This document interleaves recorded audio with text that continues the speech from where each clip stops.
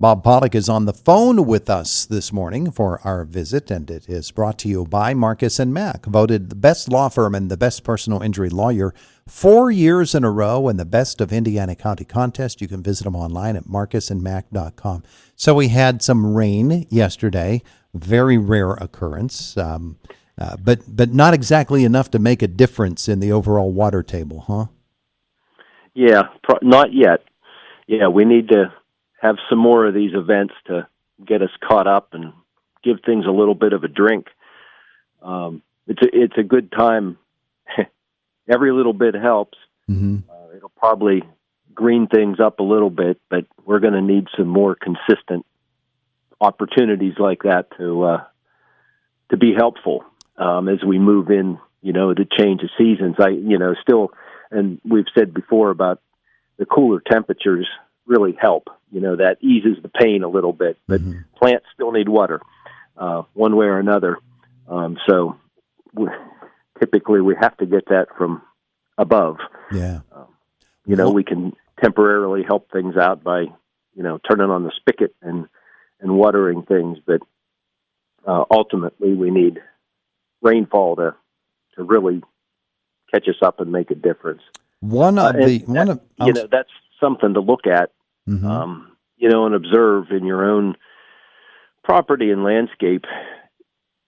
As dry as it's been, you start to see and be able to see where's the most stressful places, or where's my soil different, what dries out quicker here than maybe over here. Some of those little nuances, little microclimates that, this is a little more protected. There's a little more moisture held here, and then out this other spot, wow, this is really dry and hard as a bone. Mm-hmm. I wanted to talk about the fact that the leaves on the trees have, they've really been affected by the hot, dry weather because they're dropping now. And they've gone right past we're going to change and be pretty colors phase, or right to I'm brown and I'm dead. You had to look real quick to see any color change. Yeah, there was no fall foliage effect going on there. But there was something else I wanted to talk about as we get closer to autumn, the official start of autumn, and that is the angle of the sun to the earth. I have noticed it, I think, in the slowing down of the ripening of tomatoes. Good-looking tomatoes, but the sun isn't hitting them at the same angle. It's not up there for the same duration, and the shadows of the day, they actually overtake the garden a little bit earlier in the day. So as the fall comes along, the gardens do slow down, even if you had proper moisture. Yes, they do.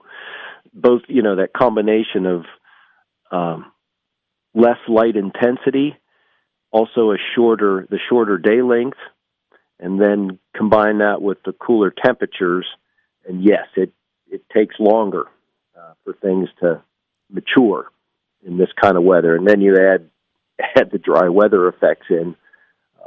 Sometimes that can hasten things a little bit, or it can just cause the plants to kind of really slow down, trying to preserve as much moisture as possible.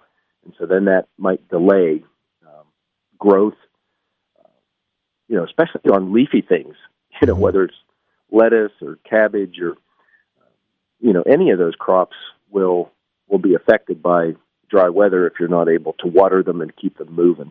Yeah, and one of the things that we have talked lately with you about fall plantings and things of that nature. If you are doing fall planting and your garden is not in the most advantageous place for the sun exposure in the fall, well, that's going to affect whether or not what you plant is going to actually come up and give you a crop. Yes. Yeah. You may have looked on the calendar and said, I need to plant the first week of September if I want to have a crop, 6 to 8 weeks later. And that might all happen if everything is just right. But when you start to change, you think about shorter days, cooler temperatures, less light intensity, that can extend that a couple weeks. and the moisture content on top of that. So, if you just plant seeds, which we have to do for a lot of the fall crops, unless you're growing your own transplants, if you just direct seed, which can be a much simpler way to do it and faster way to do it, you've got to have that moisture there for those seeds to germinate. So if you delay that by a week or two, just because there isn't enough moisture there, or you have to wait for a rain, that'll really, push that crop later in the season to the point where you might need to cover it to be able to harvest. Yeah. Well, I put in some lettuce a few weeks ago, and there hasn't been rain since that time, and I didn't keep up with watering it, and it never came up. And it's kind of hard to get lettuce not to grow. So that's how dry it's been. That's right. So there you go. You might now that we've had a little moisture, you might see that come up pretty quick because the soil temperature is still warm. Even though we've had some cooler nights, as well as day temperatures.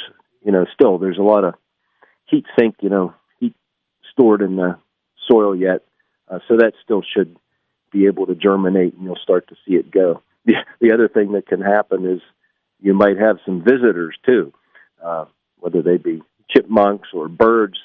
The longer that seed lays there and doesn't germinate, we can have some visitors come and thin out the crop also. Oh, I don't think those chipmunks could scale that big fence that I have. It's almost 18 inches high. Yeah. I think you have it buried in the ground so they can't dig under it, right? Yeah, I actually do. Okay, 5 minutes away from 8 o'clock. Bob Pollock on the line with us here. It's Indiana in the Morning on WCCS. So as the fall comes along and we think about, looking out on that lawn and seeing all the dryness and the patches that have come up, is there a chance for us to seed now, or should we wait until the winter moisture has the ground nice and saturated and do it in the spring? I think we'll still have to judge that if we can get a little bit of more moisture here, and we mentioned that last week about the ground is dry. In some cases, it might be too dry to even work the soil. Until we get a little moisture in it. September's a good month to be able to do that reseeding or seeding process. So if you have the opportunity, you might want to go ahead now and do it, and then. Even if you get, partial growth, it maybe doesn't come in as full as you'd like it to. At least you've got something there to hold the soil and something growing.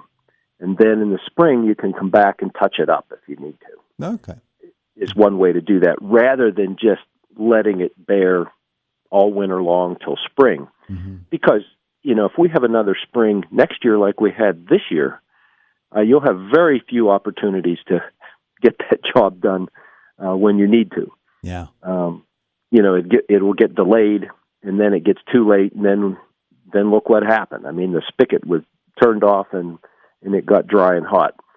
And then you have to go in and water, or that reseeding will just die out because it doesn't have enough of a root system to get going. Yeah, as it got drier here in August and here in early September, it was very, very wet right up until the middle of June. So, yeah, those are things that you all take into account. All right, sir. Thank you so much for the visit this morning. You are welcome. Have a wonderful weekend. You also. Bob Pollock with us from the Extension Service. It is Indiana in the Morning on WCCS 101.1 FM, AM 1160, and WCCSradio.com. Fox News is coming your way next. We follow that with news from the WCCS newsroom with Josh on this Friday morning.